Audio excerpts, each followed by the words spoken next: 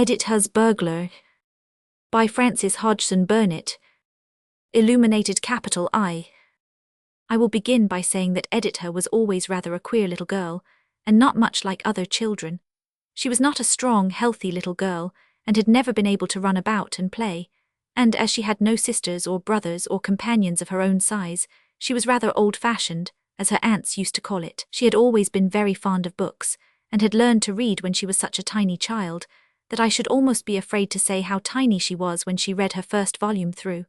Her papa wrote books himself, and was also the editor of a newspaper, and as he had a large library, Editha perhaps read more than was quite good for her. She lived in London, and as her mamma was very young and pretty and went out a great deal, and her papa was so busy, and her governess only came in the morning, she was left to herself a good many hours in the day. And when she was left to herself, she spent the greater part of her time in the library reading her papa's big books, and even his newspapers.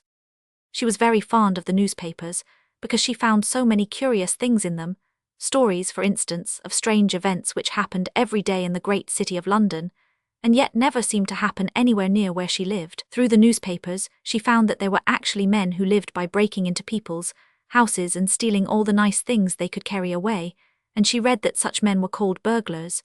When she first began to read about burglars, she was very much troubled. In the first place, she felt rather timid about going to bed at night, and in the second place, she felt rather sorry for the burglars. I suppose no one ever taught them any better, she thought. She spent most of her time in the library reading her papa's big books. In fact, she thought so much about the matter that she could not help asking her papa some questions one morning when he was at breakfast. He was reading his paper and eating his chops both at once when she spoke to him. "Papa," she said in a solemn little voice and looking at him in a very solemn manner, "Papa dear, what do you think of burglars as a class?" She said as a class, because she had heard one of her papa's friends say it, and as he was a gentleman she admired very much, she liked to talk as he did. Her papa gave a little jump in his chair, as if she had startled him, and then he pushed his hair off his forehead and stared at her. "Burglars as a class," he said, and then he stared at her a minute again in rather a puzzled way. "Bless my soul," he said, "as a class, Nixie." That was his queer pet name for her. "Nixie, where is your mother?" "She is in bed, Papa dear, and we mustn't disturb her," said Editha. "The party last night tired her out. I peeped into her room softly as I came down. She looks so pretty when she is asleep. What do you think of burglars, Papa?" "I think they're a bad lot, Nixie," said her papa, "a bad lot." "Are there no good burglars, Papa?" "Well, Nixie," answered Papa, "I should say not. As a rule, you know," and here he began to smile, as people often smiled at Editha when she asked questions, "as a rule burglars are not distinguished from moral perspicuity and blameless character." But Editha did not understand what moral perspicuity meant, and besides she was thinking again. "Miss Lane was talking to me the other day about some poor children who had never been taught anything. They had never had any French or music lessons and scarcely knew how to read, and she said they had never had any advantages. Perhaps that is the way with the burglars, Papa. Perhaps they have never had any advantages. Perhaps if they had had advantages they mightn't have been burglars. Lessons in French and music are very elevating to the mind, my dear Nixie." Papa began in his laughing way, which was always a trial to Editha, but suddenly he stopped and looked at her rather sadly. "How old are you, Nixie?" he asked. Through the newspapers she found there were men who lived by breaking into people's houses. "I am 7, answered Editha, 7 years going on 8. Papa sighed. "Come here, little one," he said, holding out his strong white hand to her. She left her chair and went to him, and he put his arms around her and kissed her, and stroked her long brown hair. "Don't puzzle your little brain too much," he said. "Never mind about the burglars, Nixie." "Well," said Editha, "I can't help thinking about them a little, and it seems to me that there must be, perhaps, one good burglar among all the bad ones, and I can't help being rather sorry, even for the bad ones. You see, they must have to be up all night and out in the rain sometimes, and they can't help not having had advantages." It was strange that the first thing she heard, when she went up to her mamma's room, was something about burglars. She was very, very fond of her mamma and very proud of her. She even tried to take care of her in her small way. She never disturbed her when she was asleep, and she always helped her to dress, bringing her things to her, buttoning her little shoes and gloves, putting the perfume on her handkerchiefs, and holding her wraps until she wanted them. This morning, when she went into the dressing room, she found the chambermaid there before her, and her dear little mamma looking very pale. "Ah, mem, if you please, mem," the chambermaid was saying, "what a blessing it was they didn't come here." "Who, Janet?" Editha asked. "The burglars, miss, that broke into number 18 last night, and carried off all the silver and the missis's jewellery." "If burglars ever do break in here," said mamma, "I hope none of us will hear them, though it would almost break my heart to have my things taken. If I should waken in the night and find a burglar in my room, I think it would kill me, and I know I should scream, and then there is no knowing what they might do. If ever you think there is a burglar in the house, Nixie, whatever you do, don't scream or make any noise. It would be better to have one's things stolen than to be killed by burglars for screaming." "Never mind about the burglars, Nixie."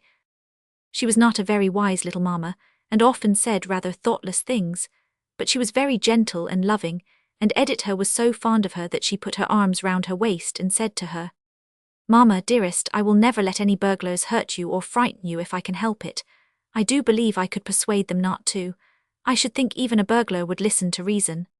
That made her mamma laugh, so that she forgot all about the burglars and began to get her colour again, and it was not long before she was quite gay, and was singing a song she had heard at the opera while Editha was helping her to dress. But that very night Editha met a burglar. Just before dinner her papa came up from the city in a great hurry. He dashed up to the front door in a cab and, jumping out, ran upstairs to mamma, who was sitting in the drawing-room while Editha read aloud to her. "Kitty, my dear," he said, "I am obliged to go to Glasgow by the 5 train. I must throw a few things into a portmanteau and go at once." "Oh, Francis," said mamma, "and just after that burglary at the Norrises, I don't like to be left alone." "The servants are here," said papa, "and Nixie will take care of you, won't you, Nixie? Nixie is interested in burglars." "I am sure Nixie could do more than the servants," said mamma. "All 3 of them sleep in one room at the top of the house when you are away, and even if they awakened they would only scream." "Nixie wouldn't scream," said papa, laughing. "Nixie would do something heroic. I will leave you in her hands." He was only joking, but Editha did not think of what he said as a joke. She felt that her mamma was really left in her care, and that it was a very serious matter.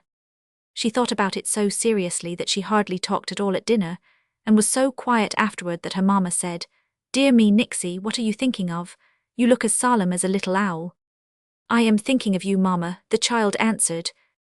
"The burglars, miss, that broke into number 18 last night." And then her mamma laughed and kissed her and said, "Well, I must say I don't see why you should look so grave about me.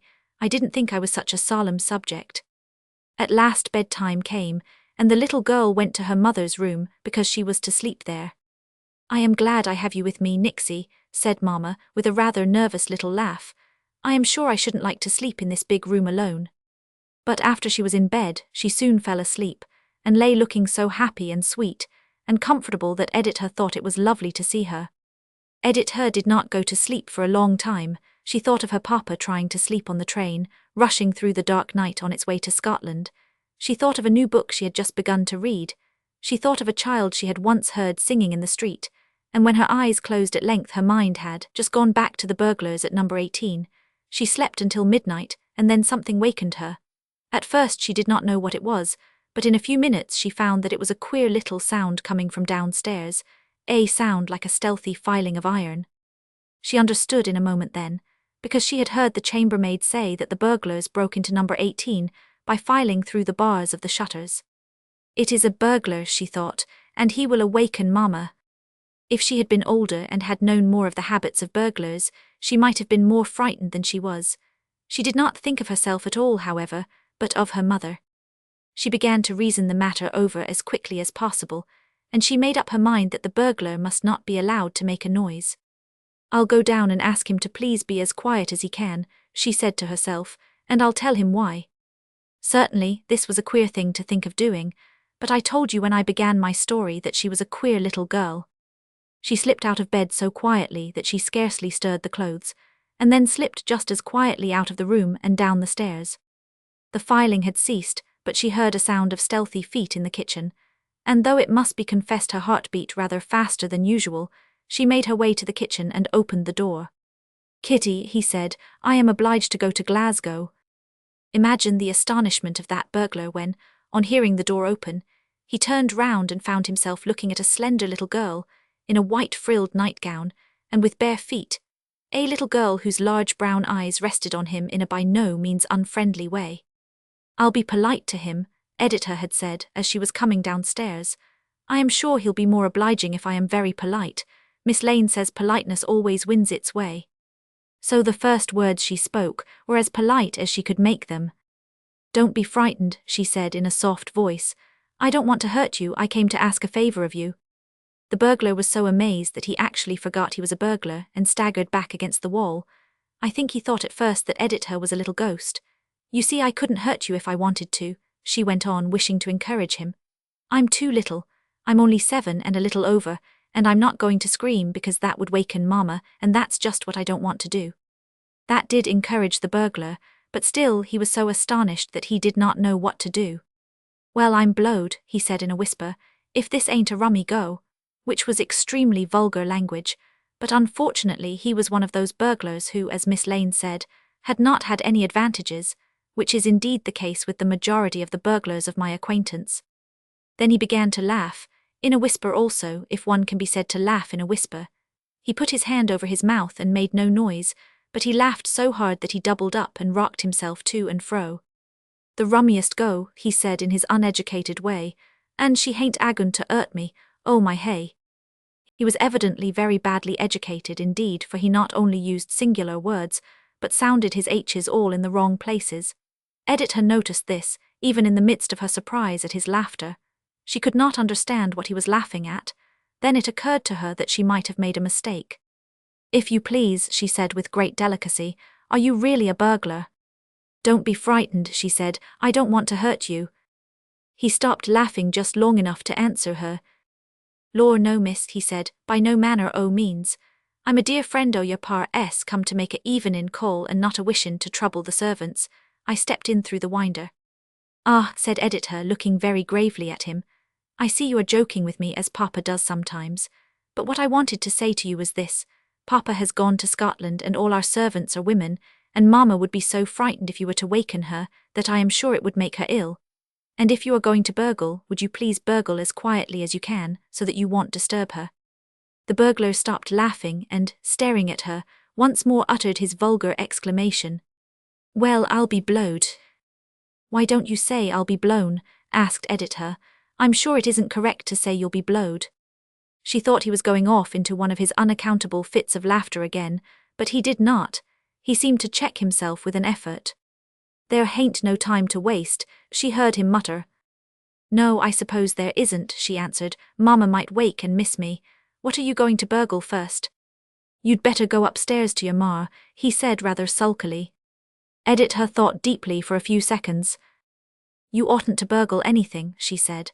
"Of course you know that, but if you have really made up your mind to do it, I would like to show you the things you'd better take." "What, for instance?" said the burglar with interest. "You mustn't take any of Mamma's things," said Editha, "because they are all in her room and you would waken her, and besides she said it would break her heart, and don't take any of the things Papa is fond of. I'll tell you what," turning rather pale, "you can take my things." "What kind o' things?" asked the burglar. He laughed so hard that he doubled up. "My locket and the little watch Papa gave me, and the necklace and bracelets my grandmamma left me. They are worth a great deal of money and they are very pretty, and I was to wear them when I grew to be a young lady, but you can take them.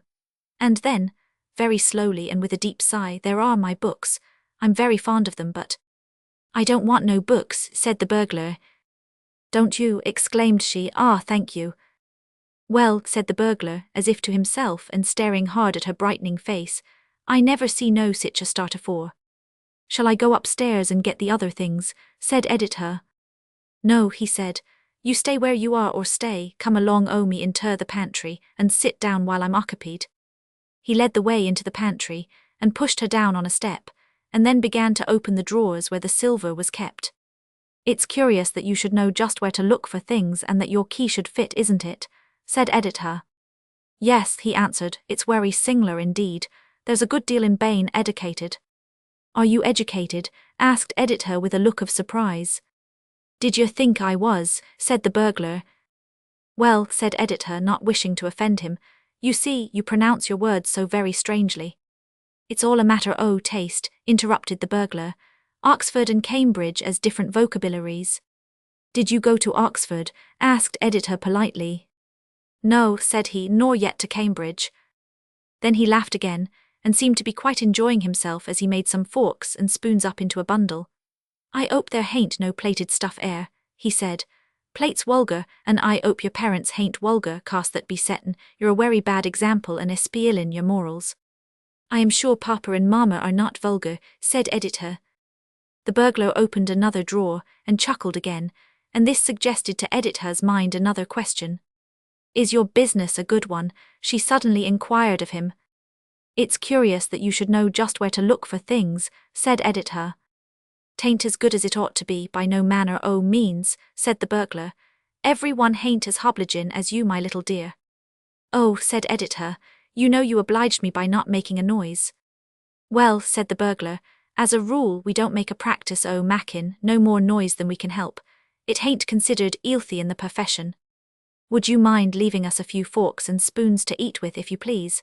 I beg pardon for interrupting you, but I'm afraid we shall not have any to use at breakfast. Hain't you got no steel uns? Inquired the burglar. Mama wouldn't like to use steel ones, I'm sure, Editha answered. I'll tell you what you can do. Please leave out enough for Mama and I can use steel. I don't care about myself much. The man seemed to think a moment, and then he was really so accommodating as to do as she asked, and even went to the length of leaving out her own little fork and knife and spoon. Oh, you are very kind, said Editha when she saw him do this. That's a reward o' merit, cause you didn't squeal, said the burglar. He was so busy for the next few minutes that he did not speak, though now and then he broke into a low laugh, as if he was thinking of something very funny indeed. During the silence, Editha sat holding her little feet in her nightgown, and watching him very curiously. A great many new thoughts came into her active brain, and at last she could not help asking some more questions. Would you really rather be a burglar than anything else? She inquired respectfully. Well, said the man, perhaps I'd prefer to be Lord Mayor, or a member o' the House o' Lords, or Heaven the Prince o' Wales, hanly for their bane hobstacles in the way of it. Oh, said Editha, you couldn't be the Prince of Wales, you know. I meant wouldn't you rather be in some other profession? My papa is an editor, she added. How would you like to be an editor? Well, said the burglar, if your pa ud change with me, or if he chanced to know Haney heditor with a roarin' trade as ud be so hobligin, as to and it hover, hit's what I've allers 'ad a leanin' to. To think a forgettin' my card case, he said. I am sure Papa would not like to be a burglar, said Editha thoughtfully, but perhaps he might speak to his friends about you, if you would give me your name and address, and if I were to tell him how obliging you were, and if I told him you really didn't like being a burglar. The burglar put his hand to his pocket, and gave a start of great surprise. To think me a forgettin' my card case, he said, and a leavin' it on the pioneer when I come hout. I'm sich a bloomin' forgetful cove, I might have knowed I'd have wanted it. It is a pity, said Editha, but if you told me your name and your number, I think I could remember it. I'm afeard you couldn't, said the burglar regretfully, but I'll try yer. Lord Halgernon Hedward Halbert de Pentonville Id Park, can you think o' that? Are you a lord? Exclaimed Editha. Dear me, how strange. It is sing'lar, said the burglar, shaking his head. I've often thought so myself, but not wishin' to detain a lady no longer than can be 'elped, s'pose we take a turn in the library among your respected par's things. Don't make a noise, said Editha as she led the way. But when they reached the library her loving little heart failed her. All the things her father valued most were there, and he would be sure to be so sorry if one thing was missing when he returned. She stood on the threshold a moment and looked about her. Oh, she whispered, please do me another favor, won't you? Please let me slip quietly upstairs and bring down my own things instead. They will be so easy to carry away, and they are very valuable, and I will make you a present of them if you will not touch anything that belongs to Papa. He is so fond of his things, and besides that he is so good. The burglar gave a rather strange and disturbed look at her.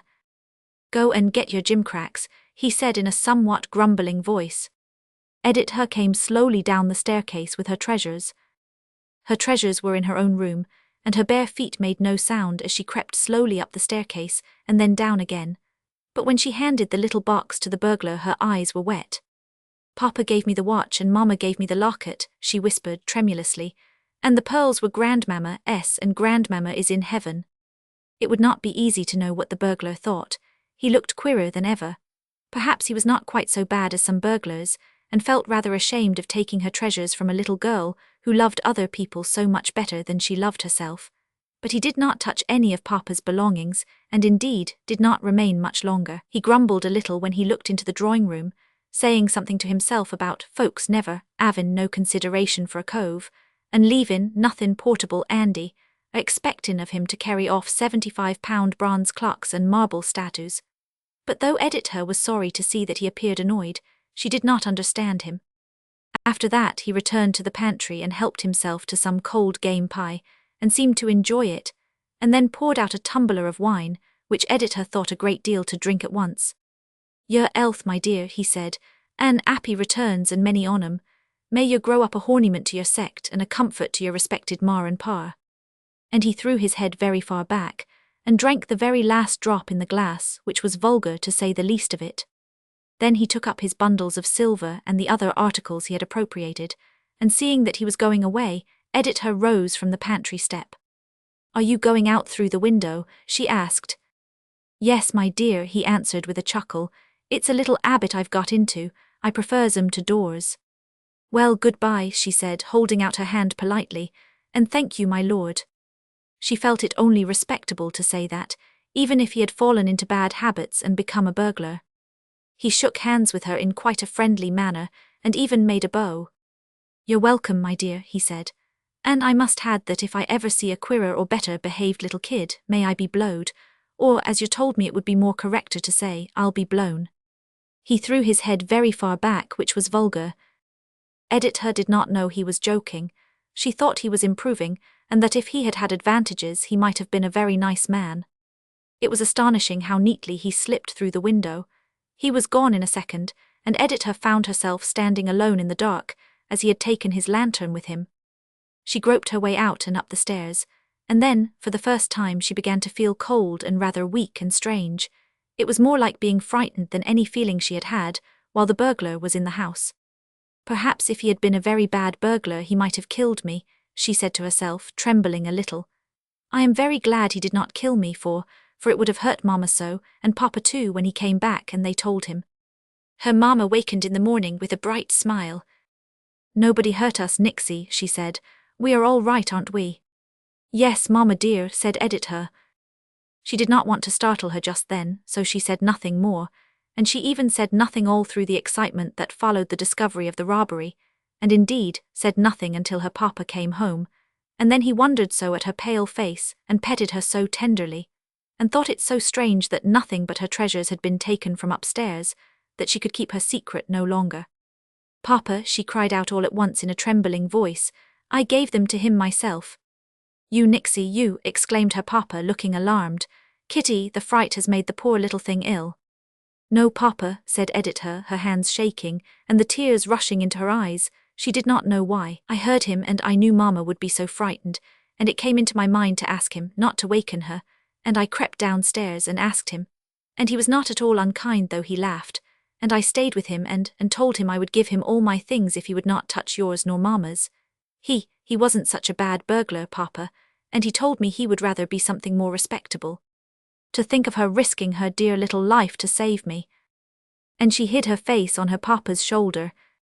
"Kitty," Papa cried out, "oh, Kitty." Then her mamma flew to her and knelt down by her, kissing her and crying aloud.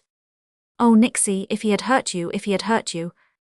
"He knew I was not going to scream, Mamma," said Editha, "and he knew I was too little to hurt him. I told him so." She scarcely understood why Mamma cried so much more at this, and why even Papa's eyes were wet as he held her close up to his breast. "It is my fault, Francis," wept the poor little Mamma. "I have left her too much to herself, and I have not been a wise mother. Oh, to think of her risking her dear little life just to save me from being frightened, and to think of her giving up the things she loves for our sakes. I will be a better mother to her after this, and take care of her more. But I am happy to say that the watch and locket and pearls were not altogether lost, and came back to their gentle little owner in time, about 6 months after the burglar was caught, as burglars are apt to be, and after being tried and sentenced to transportation to the penal settlements, which means that he was to be sent away to be a prisoner in a far country. A police officer came one day to see Editha's papa, and he actually came from that burglar, who was in jail and wanted to see Editha for a special reason.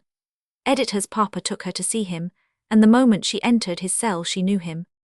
"How do you do, my lord?" she said in a gentle tone. "Not as lively as common, miss," he answered, "in consequence o' the confinement not bane good for my health." "None of your chaff," said the police officer. "Say what you have to say." And then, strange to say, the burglar brought forth from under his mattress a box, which he handed to the little girl. "One o' my visitors brought 'em in to me this morning," he said. "I thought you might as well have 'em. I kep 'em partly 'cause it was more convenienter, and partly 'cause I took a fancy to yer. I've seed a many curious things, sir," he said to Editha's papa, "but never nothin' as bloomin' queer as that little kid comin' in and tellin' me she won't hurt me, nor yet won't scream, and please won't I burgle quietly so as to not disturb her mar. It brought my 'eart in my mouth when first I see her, and then, lor, how I laughed. I almost made up my mind to give her things back to her afore I left, but I didn't quite do that. It was agin human natur." The burglar brought from under his mattress a box, which he handed to the little girl.